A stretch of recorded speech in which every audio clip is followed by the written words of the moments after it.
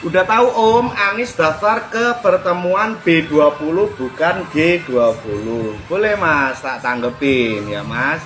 Ini ada beberapa info media yang saya baca ya kan. Apa sih itu B20? B20 itu Business of 20 atau lebih disingkat B20 itu acaranya diadakan di Nusa Dua Bali antara tanggal 13 sampai 14 November tahun 2022. Dan di situ pesertanya ialah Chief Executive Officer atau lebih disingkat CEO atau pemimpin perusahaan dunia. Itu Mas. Lalu B20 itu termasuk agenda di G20 Mas. Itu media yang saya baca ya kan. Lalu G20 itu apa sih? Group of 20 atau lebih disingkat G20. Pesertanya itu 19 negara, Mas.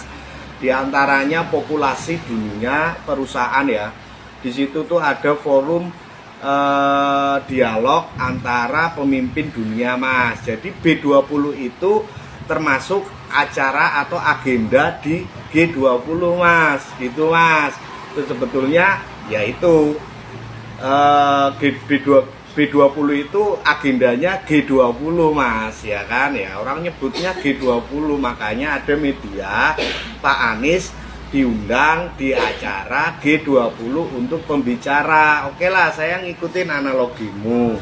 Misalkan bener ya kan, ini kan masih simpang siur, kata panitia Pak Anies yang diundang. Oke, antara media lain juga katanya Pak Anies yang mendaftarkan diri. Oke, saya mengikuti analogimu Mas.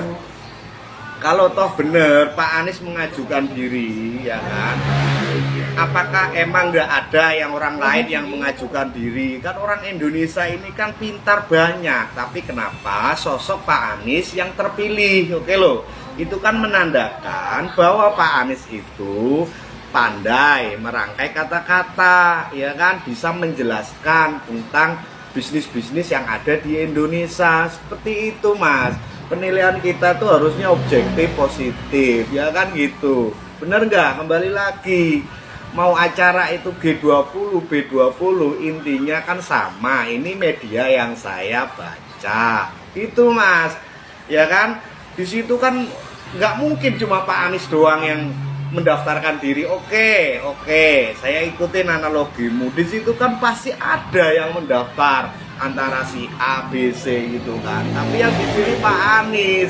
Itu ya Mas ya, tanggapan saya ya.